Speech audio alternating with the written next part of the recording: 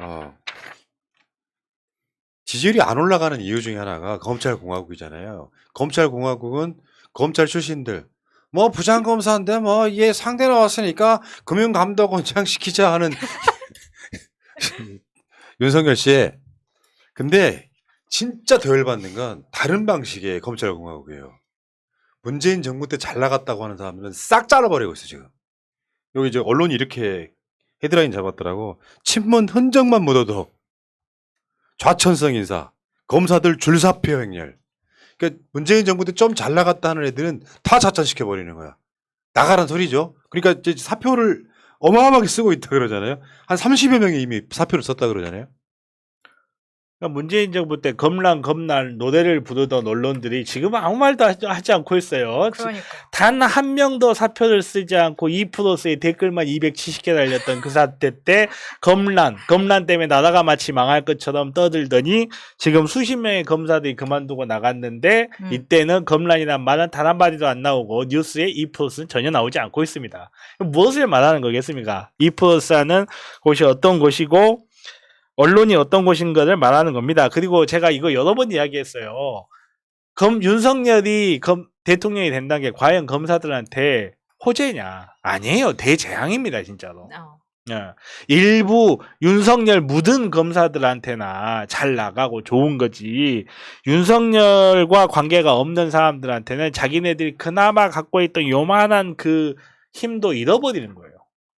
지금 상황에서 검사들이 줄사표를 30명을 썼다고 해요. 그러면 윤석열한테 불만을 갖고 있거나 현 정부에 대해서 절대 동의를 못하는 검사가 최소한 300명은 있을 겁니다. 이 300명, 400명이 어떻게 작용할지 윤석열도 불안하기 때문에 검찰총장을 못 뽑는 거예요. 아, 그럴 수 있지. 네. 자기 계속 지금 이 검찰공화국이라고 하면서 검찰 내부가 붕괴되는 아이러니가 지금 발생하고 있는 거예요. 그러니까요. 사실 검찰한테는 좋을 게 없어요. 지금 검찰총장 없이 인사한 것도 불법 논란이 있잖아요. 검찰총장의 의견을 들을 검찰총장이 없는데 상황이 급하니까 법무부 장관이 임명 또 쫙 이렇게 이선혁, 이혜은, 고진원, 최영훈, 조재빈, 박상진, 이동수, 김재하, 홍성준, 임현, 양중진 뭐 이런 검사들, 그러니까 잘 나간다는 검사들, 이런 사람들은 싹 다 사표를 받고 있는 이게 예를 들면 이런 거 있어요. 무신 정권이 탄생해갖고 임기가 있는 게 아니야.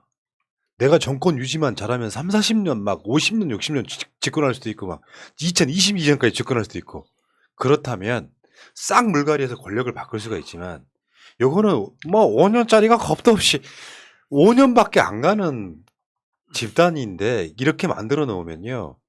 정변 말이 정확해요. 정적이 생길 수밖에 없어요. 나중에 이 사람들한테 의해서 보복당한다고. 진짜 그래서 이 검찰 내부에 있는 만약 이게 지난 정부 같았으면은 언론에서 난리를 치고 뭐 피바람이 불었네 어쩌네 막 정부 입맛에 맞게 해서 난리를 쳤다고 하겠는데 지금은 그 난리 치는 사람이 검찰총장 출신이고 법무부 장관은 검찰 출신이에요. 그러다 보니까 언론의 입단속이 너무 쉬운 거죠. 서초동 편집장이 지금 법무부 장관이 됐는데 그런데다가 이 둘이 각각 나눠가지고 언론들을 싹 데리고 지금 해외로 나간 상태란 말이에요. 국내에서 검찰 기사를 쓸 사람이 없어요 지금. 그러니까 너무 언론 컨트롤이 잘 되고 있다. 그러다 보니까 이 검찰들이 지금 불만에 차 있는 것까지도 그 누구도 대변하지 못하는 상황이 되는 겁니다. 야, 이번에 그 역대급 대규모 인사 700명이 넘는데 이게 이 A4 용지에 리스트 업을 했더니 40페이지더라고 그랬잖아요. 검사가 한 2,100명에서 200명 된다면서요. 3분의 1을 인사해버려요. 그렇죠. 근데 그 검찰총장 없이 심지어 대검 대변인도 검찰총장 없이 임명해놓고 거기다가 허수아비 하나 딱 앉혀놓는 거야. 근데 3분의 1을 이렇게 인사를 했는데요. 사실 3분의 1 인사 한 뭐 700명 정도 인사했다고 하면 70명은 영전이면요. 630명은 좌천입니다. 영전할 수 있는 자리가 그렇게 많은 게 아니에요. 근데 한꺼번에 이렇게 인사가 이루어졌는데 영전한 사람들만 눈에 띄어서 그렇지 않은 사람들 지금 불만이 가득할 거예요. 미쳐버릴 거야 아마. 그러니까 이제 통상적 이동도 있을 거고 근데 핵심은 쉽게 표현해서 문재인 묻은 검사들 다 네. 좌천 이거잖아요. 통상적인 이동을 할 때는 아니에요, 지금이. 음. 예, 통상적인 이동은 보통 2월에 3월 달에 있기 때문에 지금은 통상적이지 않은 이동이라고 봐야 되는데 정말로 좌천된 검사들이라든지 정말 이 사람들 중에는 내가 왜 좌천된지도 모르는 사람도 많을걸요. 나는 그냥 수사했는데 우연히 장모님이네? 뭐 이런 분들이 있을 네. 거예요. 그러니까 이게 검사라고 하는 직장, 직업이 나는 우리나라의 모든 직업 중에 가장 비겁한 직업이라고 생각해요. 검사 동일체. 그래서 친검사가 아닌 정권한테는 이 프로세스에서 아주 댓글로 난리를 치는 그 찌질한 새끼들이 한동훈이 왜 이런 인사했겠냐고요. 앞으로 5년 동안 줄 잘 서라잉 하고 샘플 보여준 거야. 그렇죠. 5년이라는 시간 금방 간다니까요. 아무것도 아니에요. 근데 이게 문제는 이럴수록 정권의 생채기가 나요. 국민 60%는 검찰공화국이라는 말에 동감을 해. 뭔가 문제의식을 가지고 있어요. 검사밖에 안 한 게 쉽게 표현하면 수사한 게 솔직히 말해볼까요? 수사한 검사가 형사랑 뭐가 다릅니까? 근데 얘네들은 국정 운영하고 있잖아. 수사 전문가인데 윤석열이 왜 내가 가끔씩 성대모사 하긴 하는데 그 추임새 있잖아요. 그게 취조할 때 나오는 추임새예요. 내가 상대방한테 자백을 받아내야 되는데 자백 받으려고 할 때 이게 이렇게 상대방한테 윽박 지르는 투가 거기서 나오는 거예요. 그 검사가 형사랑 뭐가 얼마나 큰 차이가 있냐고요.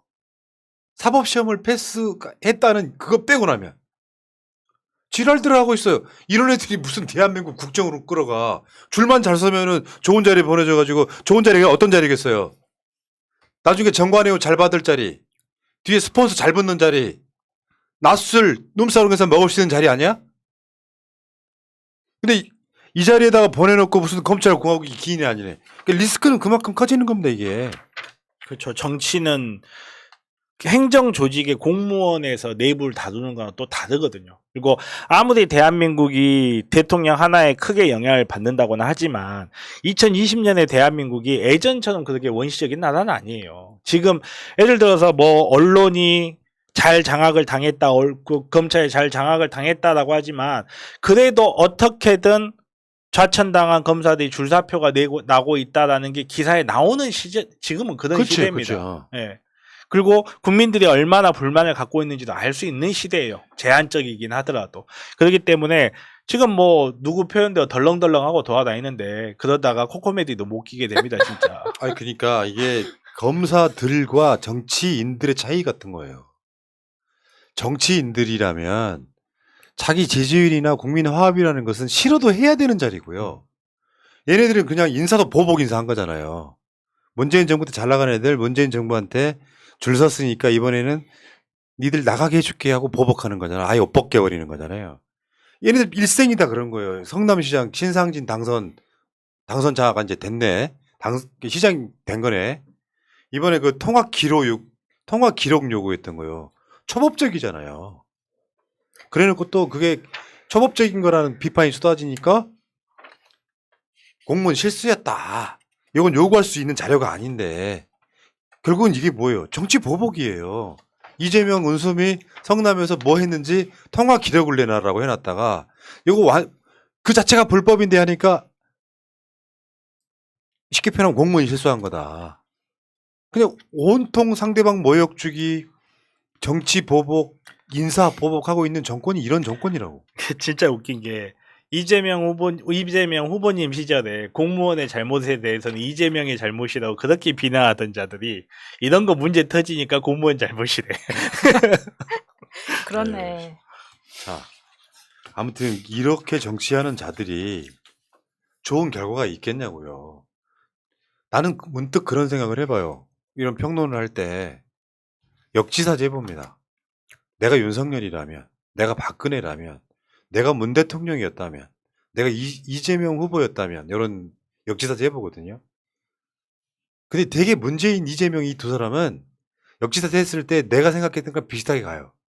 아, 저 상황엔 저럴 수밖에 없구나. 악플은 달려도 저 상황에서 문 대통령 저렇게 선택할 수밖에 없겠구나. 윤석열은 이해가 안 가요. 왜냐? 역지사지가 안 되는 종족들은 정치하면 안 되는 거예요. 국민의힘의 일반 정치인 출신들은요, 눈치라도 봅니다. 근데 지금 주도는 윤석열의 검사들이 주도하는 거잖아요. 사실은 한동훈이는 여기 이 정권의 황태자가 된 거예요. 어느 누구나 황동훈이한테 머리를 조아릴 수밖에 없는 황태자가 된 거야. 근데 얘네들은 이걸 게임이라고 보는 거예요. 우리가 정권 교체 게임에서 이겼으니까 니들은 다 머리 꿇어. 다 죽어도 돼. 그 마인드 가진 놈들은 민주주의 정치를 할 자격이 없다고요. 그래서 지가 자기 딸한테 별짓거리를 다 해도 조국 장관 내 별게 나오는 게 아니라는 걸 알면서 끝까지 털어서 귀양 보내버리잖아. 이런 놈들이 정치를 잘할 가능성은 없는 겁니다, 앞으로도. 그러면 어떻게 되죠? 민주주의 국가에서는 끌어내려오는 수밖에 없는 거예요. 정치할 자격이 없는데 이 사람들이 정치에 오래 머물 거란 생각을 하지 마시라고요. 대한민국은 여러분들이 자부심을 가져야 됩니다. 박근혜 탄핵시키자고 할 때 수도 없이 많은 사람들이 안 될 거라고 이야기를 했어요. 이유가 뭐냐면은 대한민국 역사에 민중의 힘으로 권력자를 끌어내린 역사가 없어요. 박근혜가 최초의 사례였었다고.